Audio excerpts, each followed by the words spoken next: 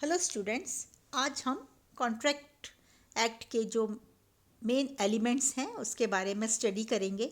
इसके पहले के वीडियो में हमने 3 पॉइंट्स जो थे मेन एलिमेंट्स, कम से कम 2 व्यक्ति होना, प्रस्ताव और स्वीकृति अर्थात ठहराव का होना और पक्षकारों में वैधानिक संबंध की स्थापना करना की इच्छा होना, यह हमने 3 एलिमेंट्स पढ़े थे। आज के वीडियो में हम आगे के एलिमेंट्स स्टडी कर रहे हैं। Now the fourth point is capacity to contract. Now valid agreement can be made only by legally competent person. The law presumes that every person is competent to enter into the contract if he fulfills the following condition.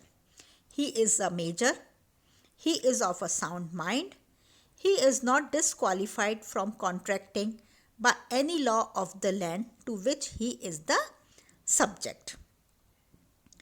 यानी कि पक्षकारों में अनुबंध करने की क्षमता का होना।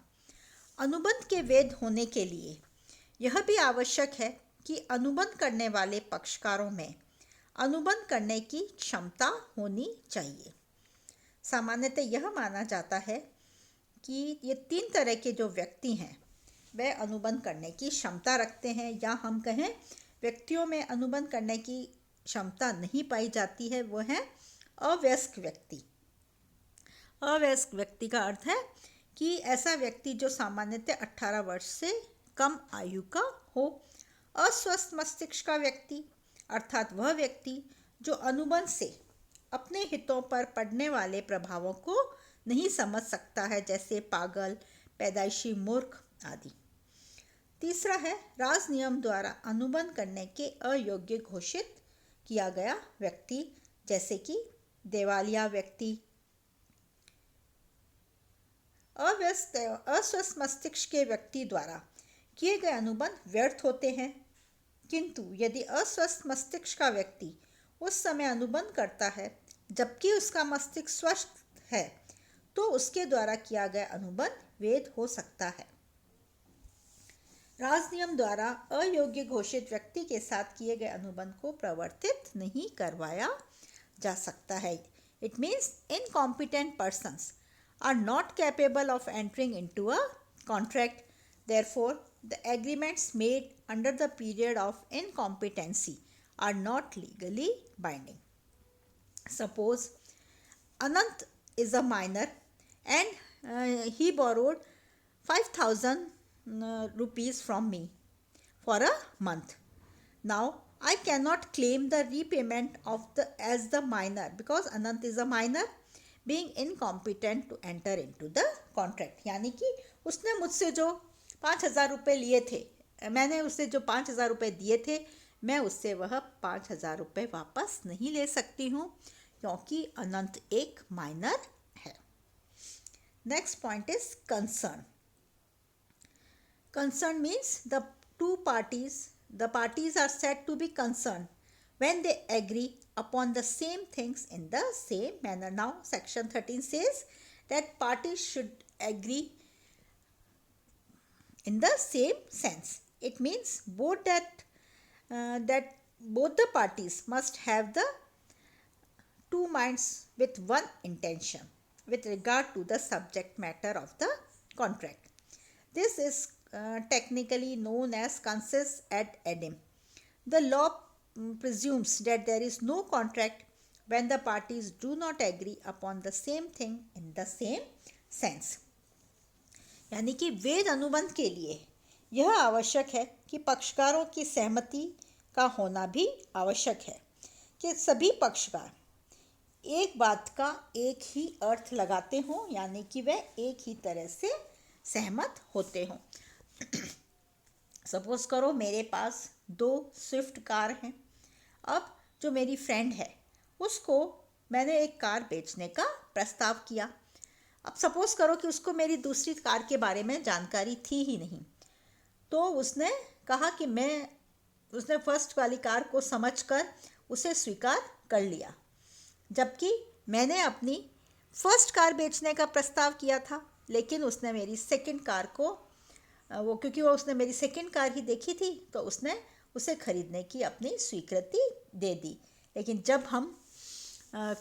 जब हम डिलीवरी लेने के लिए जब वो आई तो मैंने अपनी जो कार दी तो उसने कहा मैंने यह कार नहीं, मैं तो दूसरी कार के बारे में कहा था। यानी कि दोनों पक्षकारों के बीच जो सहमति थी वह हम कहें वो सहमति नहीं है। अतः उनके बीच किसी प्रकार का हमारे दोनों के बीच किसी प्रकार का कोई अनुबंध नहीं माना जाएगा, क्योंकि हम दोनों एक बात का एक अर्थ नहीं लगा रहे थे, एक ही मत से सहमत नहीं थे। Next point is free concern. Now, a simple consent is not enough for making a contract. That means it should be free.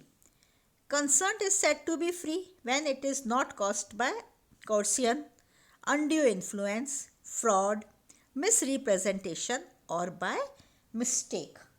यानी कि पक्षकारों की सिर्फ सहमति ही होनी आवश्यक नहीं है, पक्षकारों की स्वतंत्र सहमति होनी भी आवश्यक है। यदि शारीरिक और मानसिक दबाव अथवा धोखे, गलती से अनुबंध के लिए सहमति दी जाती है तो वह स्वतंत्र सहमति नहीं होती है। यानी कि कुछ जो 5 ये परिस्थितियां हैं उसमें स्वतंत्र सहमति नहीं मानी जाती है सेक्शन 14 के अकॉर्डिंग। 15 में कहा गया है कि उत्पीड़न या बल द्वारा प्राप्त सहमति नहीं है। इसी तरह से सेक्शन 16 के अकॉर्डिंग अनुचित प्रभाव द्वारा प्राप्त की गई सहमति, 17 के अकॉर्डिंग कपट या धोखे से प्राप्त सहमति, 18 के अकॉर्डिंग मिथ्या वर्णन द्वारा प्राप्त सहमति और 20 के अकॉर्डिंग गलती के आधार पर प्राप्त सहमति को सहमति नहीं माना गया है।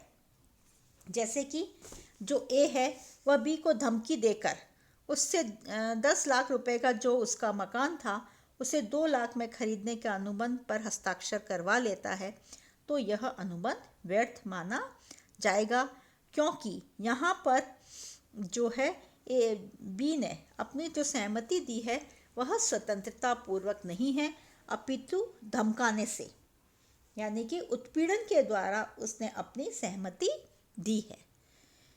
यह जो हमारे सारे जो हम टॉपिक्स पढ़ रहे हैं, जो इसके बारे में हमारा जो फर्स्ट यूनिट है उसमें डिटेल में एक एक लेसन है, तो वहाँ हम डिटेल में जो स्वतंत्र सहमति के पॉइंट्स हैं इसके बारे में हम डिटेल में स्टडी करेंगे।